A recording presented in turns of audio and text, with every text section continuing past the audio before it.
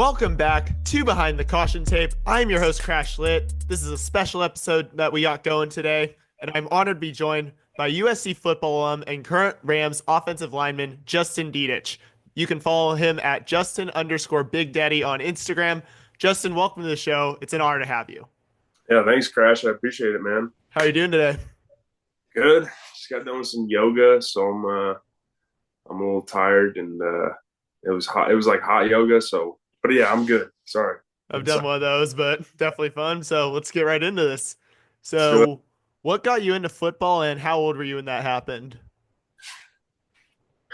Well, let's see. So the beginnings of my athletic career actually started with soccer. We were a soccer family, so we all started when we were like 4 years old. I'm the baby of three, and when my brother got to about 12, and I was probably 9 years old, he started playing football.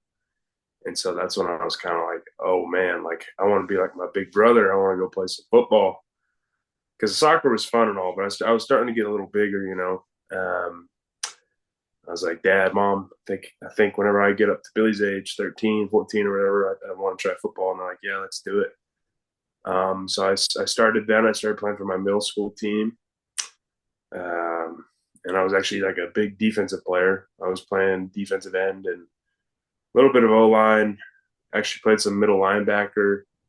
Um, and then yeah, the rest is history. Gotcha. And then kind of at what point did you say you kind of fully made that, switch to O line? Um, when I got to high school, I was really hitting puberty. So I shot up about 6 feet tall. I was pretty skinny, but I was still like 230 probably when I was a freshman. And it was like I was tall and skinny or a little chubby. But the athletic ability was kind of showing that I was going to be an offensive lineman. So I started to play O and D line quite a bit. And then when I left, I was at a small private Christian school till ninth grade, CMCS, Calvary Marietta. And then I transferred to the big public school sophomore year, Chaparral High School. And at that point on, I was like only on lineman. I was starting to get some muscle, and I was actually playing really well when I transferred in there. And so I was like, I think this might be a potential career for me. So I'm gonna play O line. Gotcha. And then obviously kind of going off that, you talked about kind of having some success. So talk to me kind of like what your, just recruiting process looked like and ultimately what made you land on USC. Yeah. So recruiting, I was very fortunate. After my first year at Chaparral, I started getting recruited by Division I schools. It typically it happens like junior year, and so I was very fortunate sophomore year. Um, I was starting to get some Division I offers. There were small schools I remember, and it was after the sophomore year, like in January, February, something. Southern Utah University was my first ever offer. Small Division I school in the Big 12 sky. I don't know what it is now. But I remember I was crying with my coach and my pops and stuff. Just like that was a surreal feeling getting my first one. Um, and then as it went along, like a year later, USC came knocking, and by then, not to toot my own horn, I was getting a lot of offers and stuff, but I remember it was always like SC and Stanford and Oregon were kind of like the three in my mind that like were um, really top of my list, and I was excited like to get those schools recruiting me. And funnily enough, Stanford and Oregon didn't offer me at all; just SC did out of those three, and so I was like, screw those schools. Um, and I ended up visiting like UW and Utah. Those ended up being my top three. And I don't know. Every time I visit SC, I just like being SoCal, being close to home, the school. I had some people I knew committed there. I knew some of the coaches, and it kind of felt like it feels like home a little bit. It just felt right. That's kind of what made me land on SC, and I got actually recruited by Clay Helton to SC, and I love him or you hate him. I don't know people, public opinion, but I love Coach Helton. I mean, he gave me an opportunity to come play for USC, and I'll forever be grateful for that. And yeah, he recruited me there, and I remember sitting down in the Coliseum with him after some spring ball practice or spring game or something, and I was like, Coach, I think this is going into my senior year, like in June or something of 2017. I was like, Coach, I want to be a Trojan. So That's kind of the story then. what was that? Oh, so you're just saying that was kind of how it all went down with that? Yeah, yeah. Did I get Right. sidetracked? Was I supposed to? No, you're no, it's to go. Okay. Sorry. I'm rolling now. You're getting the No, memory going, bro. no, of course. Sorry. But No, yeah, so don't apologize. and you talked about kind of obviously like family being a big part of it. Was that also like a big draw for you? Just like kind of, your family being able to really make it to a lot of, especially the home games, just not have to come too far out to see you play every week. Yeah, I mean that was it. It wasn't like the main priority of my recruitment, but like that was a big bonus, a big pro. You make a pros cons list, and that was a pro to have my family there. Um, I would say just like I said, like just it kind of being, it felt like home to me, my home away from home, with the coaches, the players, and then just the school and academia. Like being now graduated, I'd always heard of the Trojan alumni, Trojan network thing. Being graduated, like it does have a lot of pull. Um, Anytime anyone sees a fellow Trojan or like sees a thing, it automatically starts an easy conversation. And that's whether, doesn't matter what career industry they're in. And sometimes, they're pretty cool career industries or pretty high up. So um, that was attractive to me. And I wasn't sure how real it was, but man, that crap's real. Yeah, I've learned it too myself over the last few years as Yeah. well. Yeah.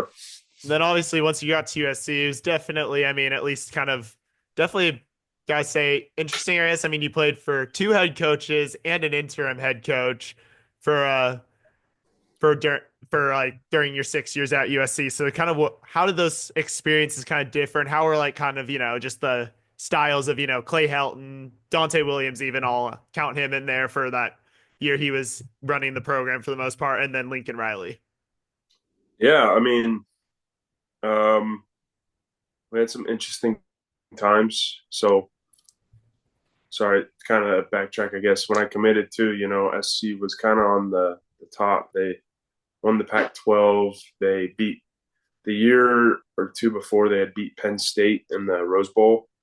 So I was like, man, like SC's gonna be back, baby. And then boom, first year I got there, we went 5-7, which was weird. And I mean, I wasn't used to winning. My high school, I think we went like 3-7, like 2 years I was there. Anyways, we went 5-7, and it put some question marks in my mind, but it was just like, never in my mind was like, oh, I need to leave this place. It's not what it was. It was like, oh, we just down here, time to get back to work, come prove ourselves. And Coach Helton, man, he's the most positive coach one of the most positive coaches I've had. I've had 4 really positive coaches in my life. And he was always very optimistic. He challenged us, and I mean, when he got let go, I was pretty sorry, I was pretty bummed. He gave me that first opportunity to play for them, and I don't know, there was some attachment to it, so I was definitely bummed when they let him go. But um, then yeah, we had my first year I redshirted. Second year was 2019. We with Clay Helton, I think we went like 8-5. Third year was COVID, which we went like 6-1 or something. It was crazy. I was contact traced for like 90% of that season. I played game there. Got my butt kicked by Roy Lopez, who's now in the NFL. And then yeah, that third year we started out with like 2 losses in the year. Coach Helton got fired and Dante stepped in, which was cool, to have kind of a defensive coach as a coach. I've never had that. It's always been offensive minded coaches. But that year was just tough, man. It's tough to fire your coach week 3 of the season. You just kind of feel like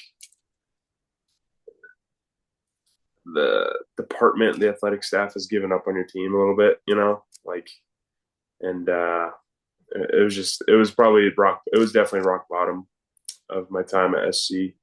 No, nothing with Coach Williams, the athletic staff, or Clay Helton. They're just that was a tough time, tough year because we went like 4-8, and it was just like, oh my God, we're broken. This place is broken. So I learned a lot about myself, about SC, about whatever I was doing at that point. Me and the guys, like especially me and the O line, like Brett Nealon, Voorhees, Jonah. We had like Elijah Vera Tucker graduate, but like that kind of core group, we came together and we're like, man, like we gotta for our group, like whatever was good enough, we thought was good enough, wasn't. We went 4-8, so we got to step it up. And then that's when Coach Riley came in, and that that was still in my mind the most fun I've ever had playing football was that 2022 year. I was with a great group of guys, like I just named, and the rest of the team was awesome. We had a bunch of new transfers, like Travis Dye, Bobby Haskins, Caleb Williams, of course. That's just the offensive side. Jordan Addison, I think, and then the defense. It was a much more connected team that year because we all had hit rock bottom kind of together.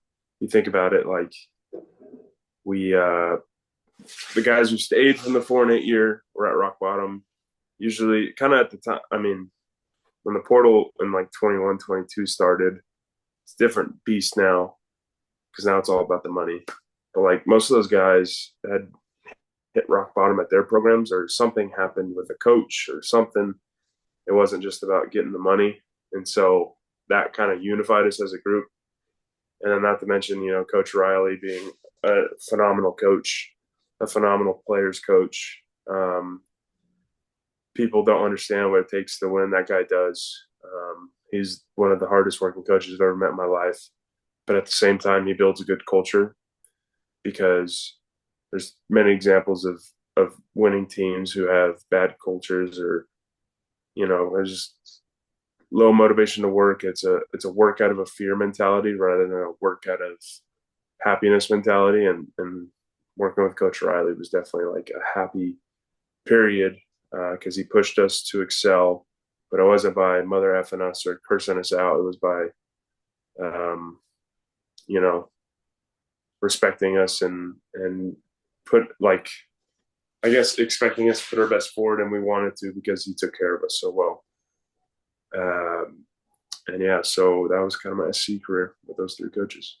Gotcha. Yeah. And then obviously you got to, what was it like, getting to play for, Pac-12 titles? You got to play for them twice. You did lose both times, but I do especially want to talk about, that first year under Lincoln, making it all the way to the Pac-12 championship game. Like, what was it like getting, playing, Allegiant Stadium, even though you didn't win? Yeah, well, so the first one was COVID, which was a weird one. And we ended up losing to like a 3-loss Oregon team or something. I remember I had I got back from contact tracing. I got contact tracing like for 4 weeks that year. And I came back, I got a shape, like up 15 pounds. I didn't play that game. But that was a funny experience because it was just such a weird year. Anyway, so that didn't even feel like a Pac-12 championship. I don't even know what that game was. And then the second time around, yeah, I mean, it was so sweet because, dude, that 4-8 year, I'm telling you, that was a brutal year. Like, made you question why you played football, made you question how good of an athlete you are. It's so easy to fall into a mental trap as an athlete. And it's normal. It's a normal process. And so just kind of that next year going, I think we went before the Pac-12 or after the Pac-12, we were like 11-3, 11-2 or something. I think it was 11-2. And so that was, man, that was crazy. I never had 10 plus wins in a year my entire career besides that year. And so it was awesome to play for the Pac-12 championship. I mean, we came up short we had a freaking list of injuries that happened that game, and just kind of all felt like bad luck kind of came our way.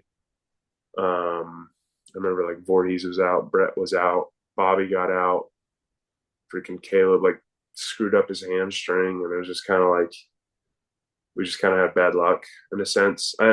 Utah beat us fair and square. Don't get me wrong, but it was kind of a weird ending to a great year, especially too because I knew like once Brett and Voorhees got hurt, those were my best friends my entire college career. So that was a pretty emotional game for me at the end because I was like, that's the last time I'm ever going to play with these two on the same team. Um, and yeah, but playing in Allegiant was awesome. It would have been sweeter if we would have won for sure. It would be kind of a cool notch on my resume as my time at SC. The only thing I really did win was the Holiday Bowl in 2023, baby. It's gonna get to you about. I'll ask you about that in a few minutes, but I do want to ask kind of like, what was it like, kind of after that 2022 season, you switched from, I believe it was right guard primarily to center, and you were snapping the ball for Caleb Williams every play in 2023. Yeah, it was interesting going back to center because I was recruited as a center. I played center most of my career until 21, and then I started playing guard. So I took like 2, 3 years off. I was going back to center, and um, didn't do as well at center as I was at guard, which is fine. I've gotten a lot better at center now, I feel. But anyways, it was a tough year, but it was fun switching it up. I still had Jonah with me. Had some new old linemen, Mason Murphy, and we had Jared Kingston and Michael Tarquin, and so it was kind of like a transfer portal O line, which was very different than what we had the previous year because we had some serious chemistry built over 4 years, And now that year it was kind of just like we had to scramble within a couple months to get the O line together, which was tough, especially having a unexperienced. I would say I was an unexperienced center. I didn't Lincoln's offense. The center has a lot of requirements, and so doing that, snapping the ball, getting with the new O line, it was tough year to be honest. But I mean, it was so weird. We were like 6-0, ended up going what 7-5. Yeah, that's what it was. Yeah, that was so weird. It just like it fell apart so quick. Um, but and it was like the Notre Dame game was like the worst game of the year, and then Utah we lost by like a field goal last drive. UW we lost by like 9 points, 52-40, or 10 points, 52-42, and then it was just like I don't know, we just kept falling so short. Um, it was definitely a different experience than the 11-3 year, 11-2. But it was fun playing center, man. I was grateful to have Jonah with me for another year and make some new relationships with new guys. And it kind of just gave me experience going into the NFL to play center because now I can play all three spots. So it's pretty cool. Gotcha. And I did want to ask you, actually, kind of staying on the subject of, the offensive line. As an as an offensive lineman yourself, what's it like to, have to either switch a position and or like really have, like a bunch of new guys kind of surrounding you? Like what's that kind of, I guess, gelling process like? Because I mean, one thing I've kind of learned, and you can tell me if I'm wrong, is like really it's the O line that seems like it's kind of the it's kind of the group that takes like the longest to gel of kind of any like position group or like on the field in a football team. Oh no, you're right, 100%. It is the most chemistry driven group, I would say. You're only as strong as your weakest link kind of thing. So all four guys could be doing well in pass pro, but then the fifth guy gives up a sack. It's like, what are you going to do? So it's definitely not just that too. It's always steps in unison and communication, and there's so much more to it. But yeah, it was definitely tough. But I mean, it's no excuse. Like you have 6 months. I mean, talking about like Rams this last year, I think we had like 6 different units of O line we put out there this year, maybe 7 or something. And you have to do that within a week. Like I got told I was starting, and within 3 days I had to go prepare for a game, kind of thing. So it's like you can do it. It's just like that 22 year where I think we were finalists for the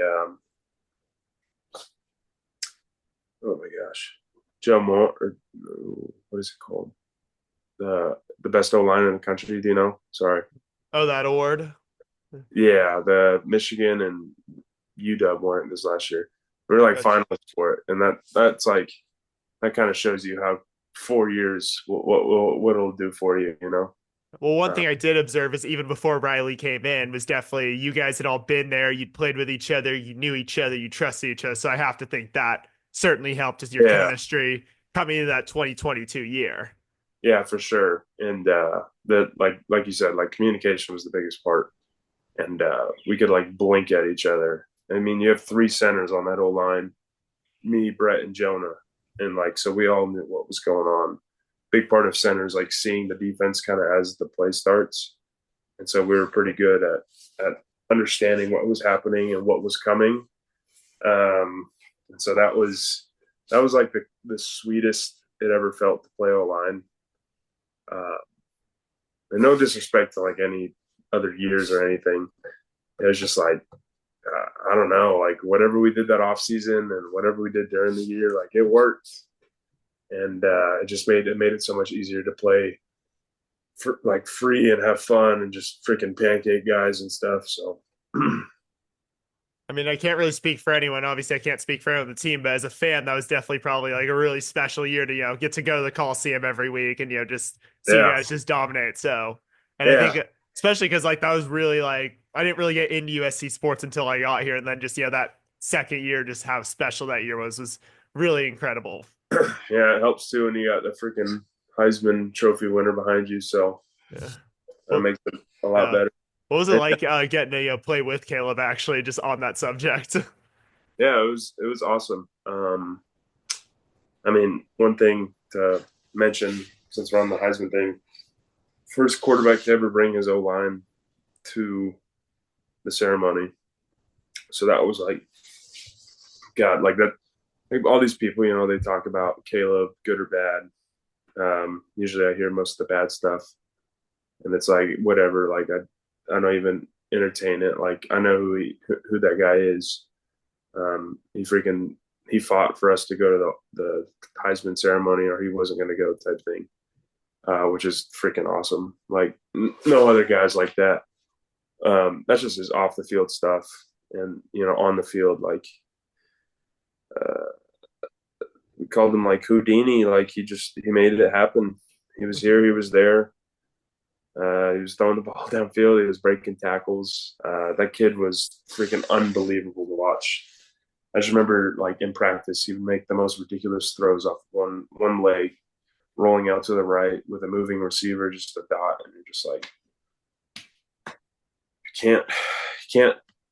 Not everyone's like that, and so yeah, I was very fortunate to have him for 2 years and build a cool relationship with him. Um, I'm excited. It'd be a cool story I get to tell my grandkids one day. Yeah, it's also definitely cool seeing that clip on Instagram. I think it was when the Rams faced the Bears and you guys like Yeah, get you guys hugged afterwards, swapped jerseys, posed and everything. That was like what's really cool. And I think that's what really shows what's just so cool about the Trojan family, like you were alluding to earlier, even. yeah, definitely. It's just building that bond, and there's nothing like sports to build a bond with people. You go through. It's not like life or death or nothing, but you go through a bunch of crap. You have a lot of haters, and you got to tune them out together and kind of go suit up every Saturday, every Sunday, whatever it is, and go play, perform.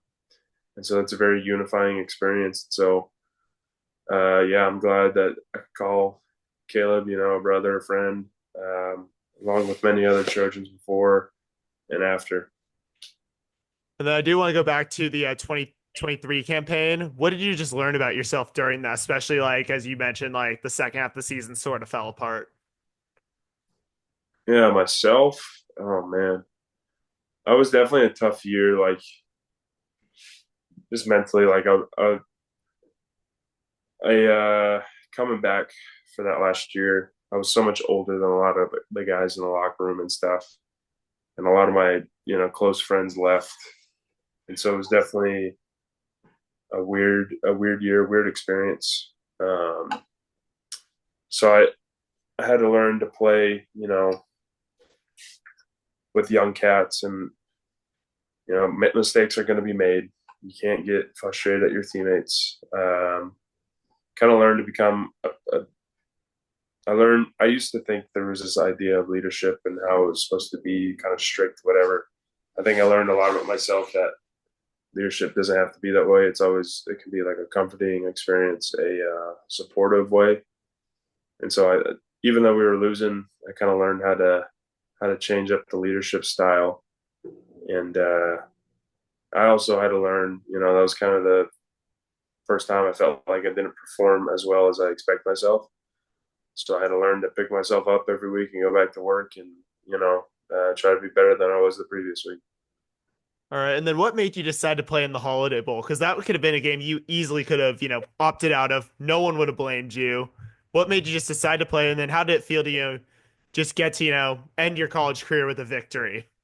Yeah, I mean, to be honest, NFL with me, like there was no real grades or nothing. The opportunity was tiny, if there was one, in my mind and kind of in the scouts' eyes and all that. So I was like, man, like this could be my last time I could ever play football again in my life. This could be it, because football. It's not like soccer where you can go to a park with 11 people or 22 people or whatever and play a pickup game. You can't really do that with football. So I was like, man, this might be my last rodeo. So why not go have a fun one? Um, yeah, so that was kind of the decision as to why. I get why guys opt out though. Like if you have a lot to lose, and it's a game that has no real I don't know, sort of what's the word I'm looking for? The meaning or just, I mean, It, yeah, I guess a little bit. Like the Holiday Bowl it was an awesome win. It's great for recruiting. It's great for the school. It's just fun to win. mhm. But like if you're a first rounder and you get hurt in that game, it's like why the hell did you play that game kind of thing. So I understand that. But for me, it was like I'm not a first rounder. I'm not even a seventh rounder. I'm a UDFA. So I'm gonna go play because I could get cut. I could not even get picked up by a team. And yeah, that was awesome because I mean we had a lot of guys opt out who were declaring for the league, and freaking we went in there and we won and we beat a pretty good Louisville team. So Honestly, in a lot of ways, I do respect all those, you and those other guys, both last year in the Holiday Bowl and then this past season with the Vegas Bowl, just decided, just screw it. I'm going out for one more game. Like, I kind of respect that. And then, especially getting to end it all with a win, yeah, especially with just how frustrating those seasons must have been for everyone involved. yeah, definitely. It's always good to end it in a high note because when you kind of lose one of those bowl games, it was definitely like kind of like do it for the boys because they get on your head. You don't have a good season. You have a tough off season. Not to say that they lightened up or anything, but I was like, man, I can make it a little sweeter for these guys who are going to come back and get put to work. So, and then just obviously for myself, like cool way to end the year. My tenure at SC wasn't by any means like a crazy trophy list of things that I accomplished or won, but I had a great time and I learned a lot about myself and just football in general, what I thought it was and how I view football now. And then, what were some of your favorite moments just off the football field at USC? Oh gosh, some I probably can't say,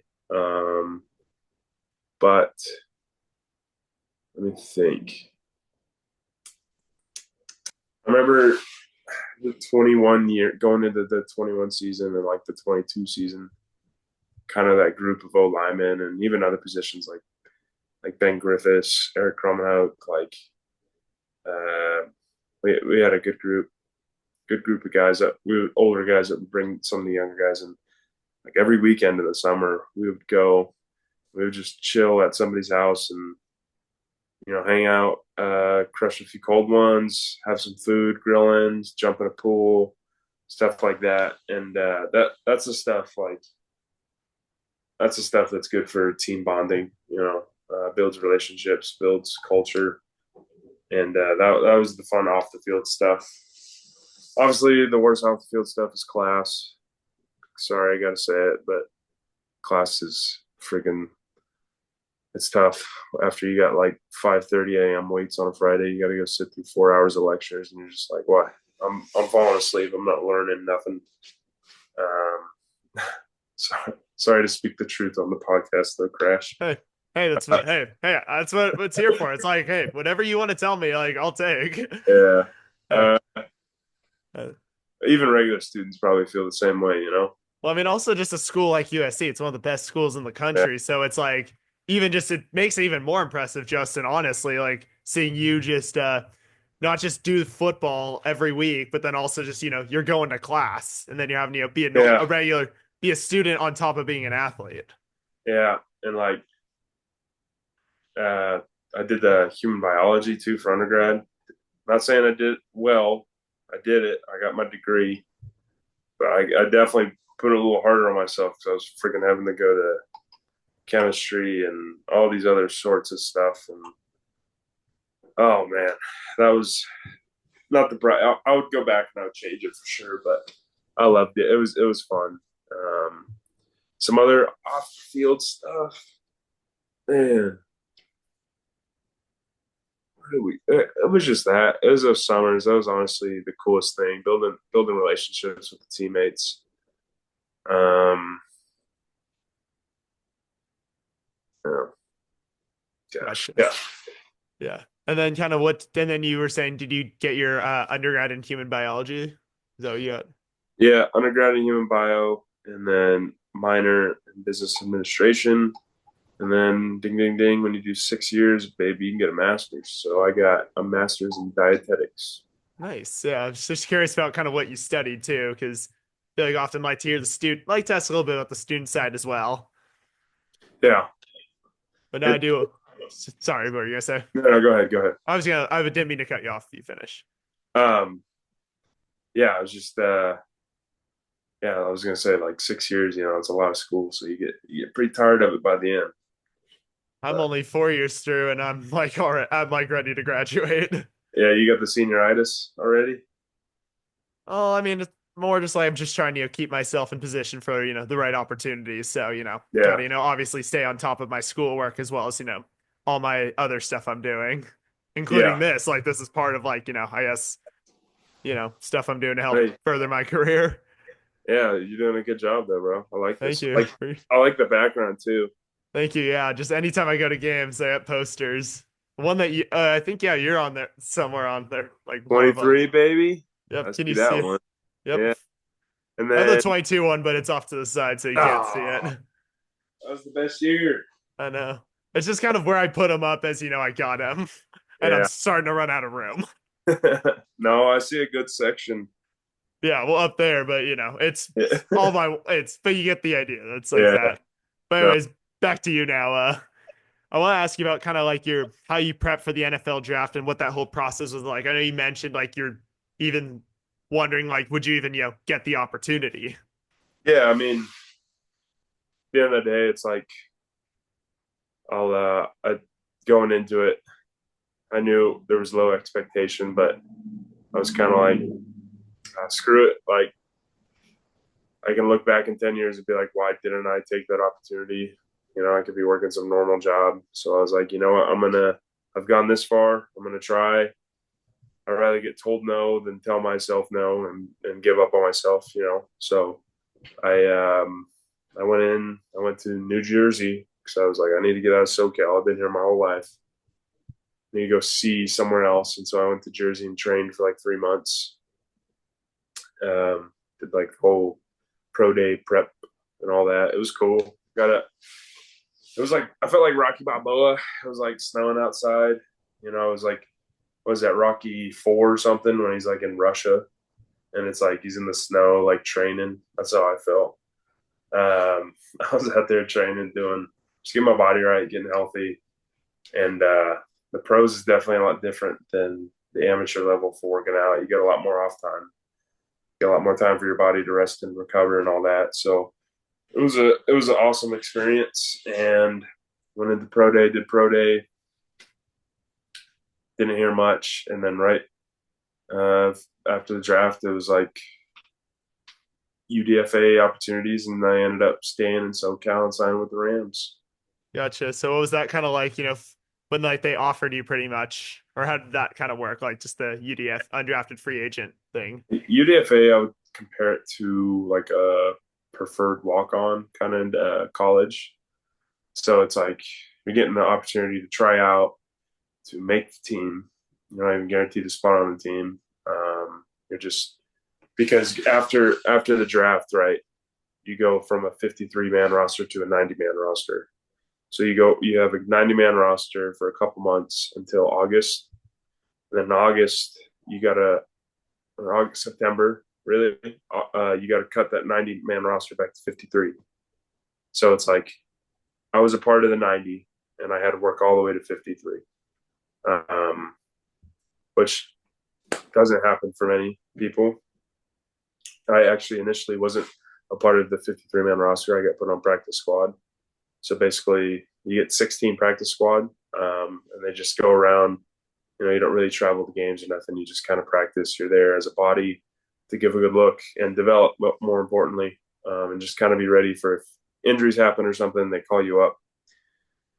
So yeah, I got a UDFA, did the whole training camp, OTAs, got cut, put on practice squad, and then like week 3, we had some injuries happen, and they're like, Dedich, like you're ready, you're getting signed on. So then I got on the active roster. So Gotcha. Yeah. And I kind of want to briefly sort of ask like kind of what was that, first training camp like the training part sort of alluded to, and then also just like getting cut and then kind of like signing with the practice squad. And then obviously kind of after all that, how do you just use sort of that off everything that happened in that off season as like, motivation, get better, put yourself in that position to, basically when they, called your name, be like, yeah, I'm ready to go. Let's do this. yeah. So for the training camps and stuff, I was like, man, like my odds making it probably low again. Not trying to be pessimistic, but I'm a realist. I was like, this could be your last time playing football. You got another shot. You got another 3 months. So I was like, go have fun. Just go have fun. Like, don't even put pressure on yourself. Don't even put expectation. Because when you start putting expectation, you start to get stressed, yada, yada, yada, performance dips. I was like, no expectation. I got no expectation. I'm just going to go out there. I'm going to go play football. I'm going to go have fun.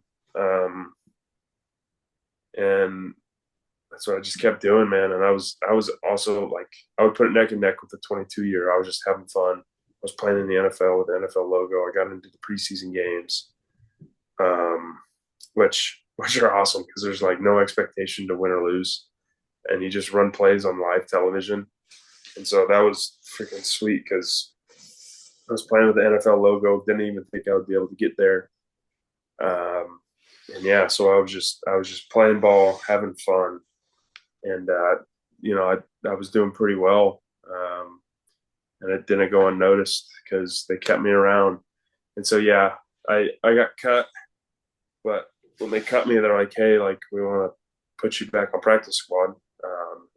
So there's this like day or two process you have to go through, and then they call you back and be like, hey, we're gonna add you to practice squad now.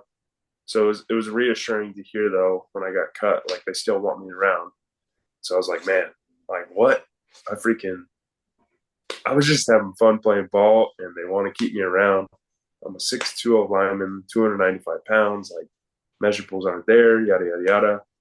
I was like, dude, this is freaking awesome. So yeah, I'm just playing ball for 2 weeks on the practice squad. Before like it was good for me. So I hate saying it that way, but it was unfortunate for my teammates. They got hurt, and they were impressed with the way I was improving in practice. So they're like, "Hey, man, we're gonna call you up to the 53-man roster." So yeah, I got signed a contract, and then I kind of stayed on the 53-man roster until the end of the year. And then kind of how'd you find yourself fitting in with those guys who, who've been in the league for years. They've been on the team. They've been, around. They've like made it. Like, how was it like, how do you find yourself, I guess, fitting in with them, I guess is what I kind of am curious and wondering. It's definitely a different dynamic than college. You got a lot of older people who have wife and kids and stuff, and so it's I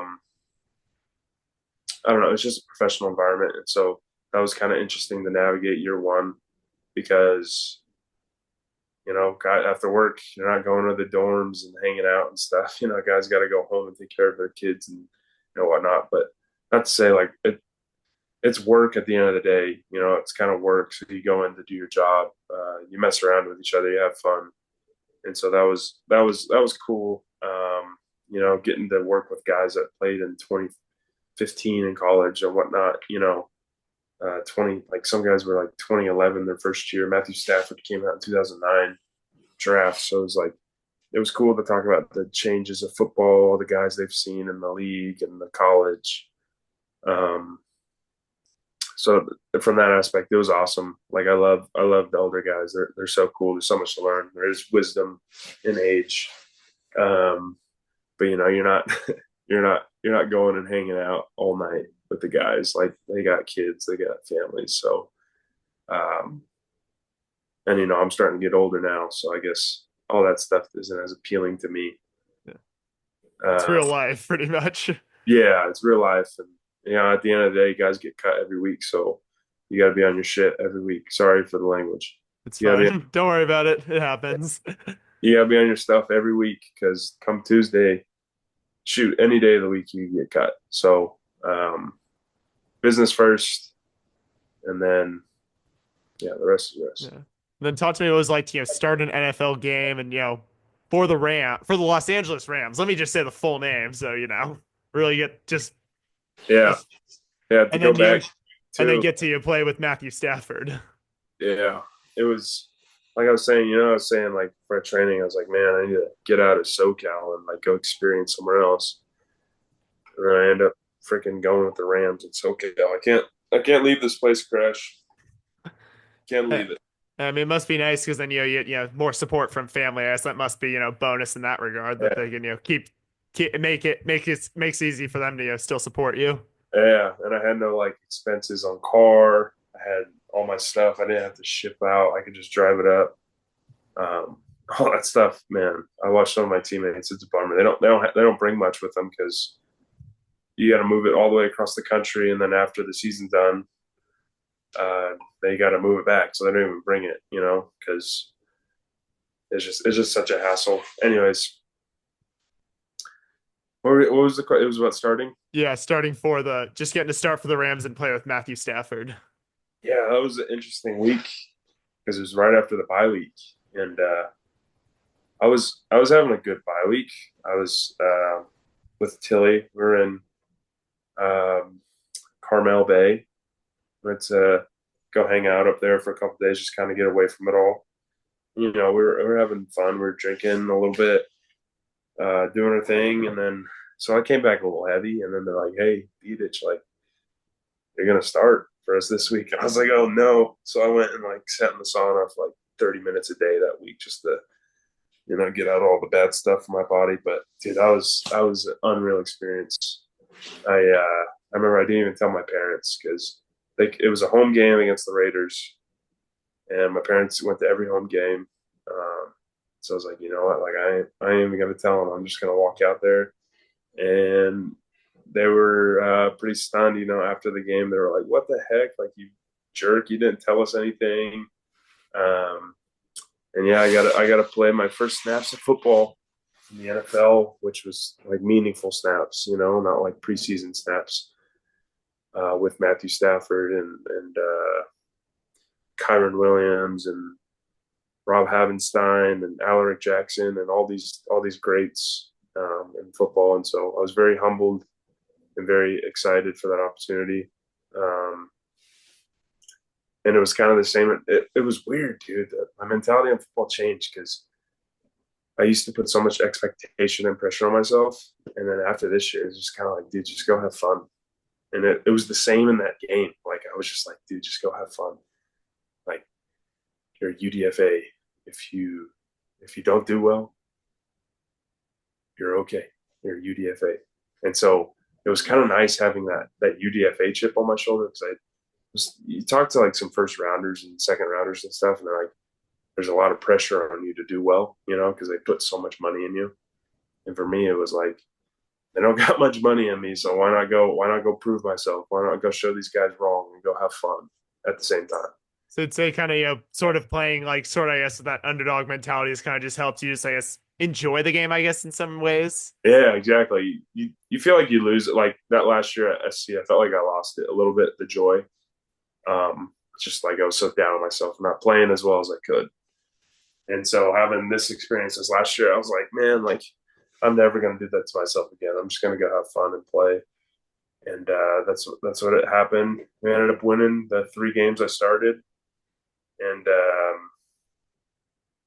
I mean, I didn't do much. I was an old lineman, but it was cool to say that I helped us win somewhat a fraction of it for 3 games, and then stayed on active, backing up some of the guys, and didn't go in the rest of the season. But hey, I just proved myself in 3 games. So And then what was it like getting, be part of that, playoff environment and like get to play? Did you get to play in 2 playoff games? Or was it just like, regardless, just being part of, like a team that, got to take part in 2 playoff games?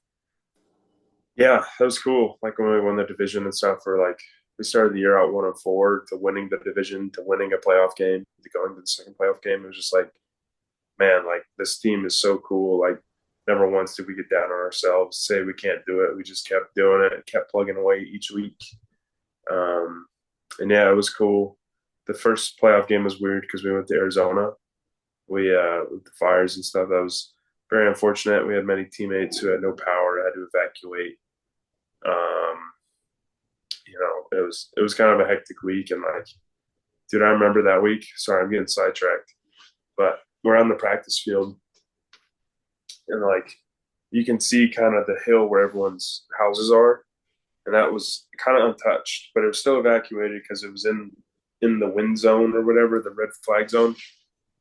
Uh, but a new fire kicks up like right by their houses, and they found out it was like an arsonist. Anyways, so we're like practicing, and we're like, oh my gosh, like some of these guys are freaking out. They're like, dude, my home, which is probably very expensive, is within feet of a fire. And so that was just a crazy experience. So it was nice to go to Arizona. I'm very thankful because it was less distracting. And we just got to go play ball. We beat the Vikings, which was unreal. And then the next week, went to Philly in the snow and lost. But it was just cool to be a part of that team starting 1-4 and getting to the 2 playoff games. And, you're 2 plays away from beating the Super Bowl contenders or Super Bowl champions. Yeah. And then I kind of want to ask you finally, before I talk to you about kind of just a little bit about being at USC games this past off season. What are your goals like heading into this off season for year 2 with the Rams? Yeah, I'm just trying to get my body all healthy, after a long year. Yeah, we were just doing like yoga, Pilates, some swimming, get my body right, having fun. And then just kind of going into the year, it's just my goal is to keep that same mentality because, every year you got to reprove yourself. It's not like there's obviously some players out there that prove themselves that they'll be on the team regardless, but that's no excuse to not do well. So you got to go do well. You got new competition. So the goal is to just go do my thing, go play to my best ability, and then see what happens. Gotcha. And then obviously kind of, you've been at a few USC games, you're still following the program, I assume. Like looking at USC's just 2025 schedule, what do you think, the key to success is next season, building off of, that first year in the Big Ten, winning the Vegas Bowl, kind of what do you think they need to do to, just, I guess, start having more sustained success in their new conference? Yeah, I mean, like it is tough, going to a new conference with the new travel. Can't imagine traveling and doing school at the same time across the country every week. So I think, they have guys with some experience. I think they done a good job in the portal and freshman recruiting. Um, so I'm excited. I still believe in Lincoln. I know what he can do. I know what he can bring to the table, and I hope those guys are and the fans are as excited as I am. Yeah, definitely. I think a lot to look forward to, especially all like those like revamp with like the revamped defensive coaching staff, especially Rob Ryan. I don't know if you had a chance to watch that press conference. Yeah, he was funny, man. I heard the guys like him too in the room. Yeah. So Yeah, that and then also just I think it was Cody Worsham who said tweeted out best, if I'm quoting him right. He said, "My first Rob Bryan. I just witnessed my first Rob Bryan press conference." Not sure if those are exact words, but the part that of the tweet that got me was, "I will never forget it."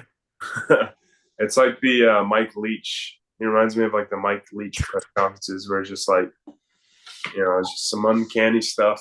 He just goes off on tangents and it's entertaining. You got to say it's entertaining. Oh, I went through a phase where I was just watching Mike Leach clips on YouTube. Oh yeah, I think everyone has. Yeah, that's the best. Yeah, and then what was it like being back at football games this off season or this past season? I think I went to two. I think I went to the home opener and then It was Penn State. I remember I saw you there. yeah, Penn State. I think those are the only two I went to, but that was cool. It's definitely weird, not being a part of that and playing. I think the weirdest feeling is like knowing I'll never play in the Coliseum again. It's sad, but it's reality. I'm not gonna lie, I kind of enjoyed the stress-free day just watching the football game. Um, I was just chilling with some of the alumni, and we were having beverages and food, and we were just laughing about the good old times. And then we went and watched the football game. And man, the Penn State one was freaking. That was a good game. That was a Yeah. close one. So uh, I'm excited for future games to go to, and seeing alumni, and I'm trying now. I'm living really close to SC, so I'm trying to go to like the women's basketball games and all the other sporting events going on, and trying to stay connected. So Yeah. What's that been like going to other sport events like basketball, obviously water polo for sure, due to Tilly, your girlfriend. yeah, it's been cool. It's yeah, Tilly's been beasting it up at water polo, so it's been fun to go watch her last year. She's like as old as me. She kind of went through well, she's not going through it. She's having a phenomenal year, but she's dealing with the age gap of being 24 with 18-year-olds. So it's funny seeing how she has navigated making those relationships, and because she went through it the whole phase of freshman with a group and they all graduated. So she's doing good though. They all love her and they all love each other. They're like, I think they're like number one in the country right now, which Yeah. is crazy. Yeah, it's been a fun team to watch. Yeah, and then just watching like Juju and stuff at the basketball, all that stuff has been awesome. And there's so much alumni and support out there. It's cool university to be a part of. Absolutely. A couple more questions, Justin, then I'll let you go. What's the best advice you've ever gotten?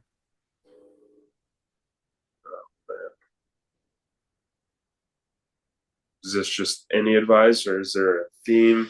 Just any advice. Just what's the best advice like anyone's ever told? What's some I guess it really comes down to what's the thing that what's like the best advice like anyone has ever told you at any point in your life? Yeah, Like when was it? man. Or what was it? Sorry. Yeah. There,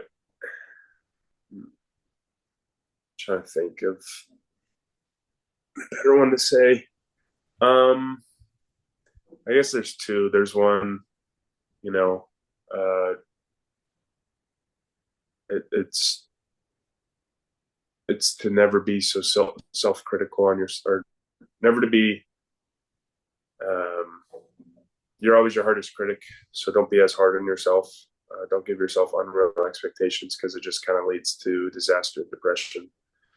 So I always take that into football because you are your biggest critic, you are your worst fan, and so you got to sometimes sit back and appreciate all that you've done, and realize like you are where you're supposed to be. You've earned what you've earned, and now appreciate that move on from the mistake and keep going. And then yeah, the second one kind of ties in with the mistake. It's like, dude, everyone makes mistakes in life.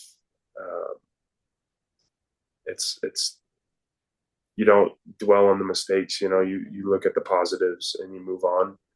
You can sit there and dwell with whatever you did wrong, whatever someone else did to you, and you can just kind of go down the spiral. Or you can accept it, acknowledge it, and move on and go on with your life and improve. And it's a unique part of you. It's something that makes you unique and valuable. Look at it that way rather than looking at it as something is broken, um, aka referring to a mistake or something that's happened in your life that just kind of puts you in a bad mood. All right, and then my final question for you is, what's the best advice you have to anyone who sees you, they want to be like you, play college football and play in the NFL? What advice do you have to them? Um, Man, you would ask me that a couple years ago, I would have been be the hardest worker out there, Mamba mentality, which I still believe. Like you got to work hard to see good results. But it's man, just like go have fun. Like what I've learned from COVID and all this other stuff is like football or any sport you do, it's a blessing. It's not something that you got to do. It's something that you get to do. And so when you start to appreciate that, it'll make it so much more fun and you'll play more free. And so it's like don't put these expectations on yourself. Like just go play. Um, be supportive of yourself. Be supportive of your teammates. Lift people up because everyone has their own crap going on in their life. So just go be a good teammate. Go lift someone up. Go make their day. It'll make you feel a lot better. All right, love to So hear it. But Justin Dedich, thank you again for joining me on yeah, Behind the Caution Tape Tapes. Really cool talking to you, hearing your story, especially being, seeing all the success you've had, making it to the NFL. It's really impressive to see and just follow your journey. So it was really an honor to have you on today. I appreciate it. Thank you, man. It was All right. awesome. That's going to do it for us today. Thank you again to Justin Dedich. Make sure to follow him at Justin_Big Daddy on Instagram. Follow me at CrashLit. Check out my website, crashlit.com. I'll see you on Monday for the Monday Rundown. Thank you again. Have a great night and fight on. Right on, baby.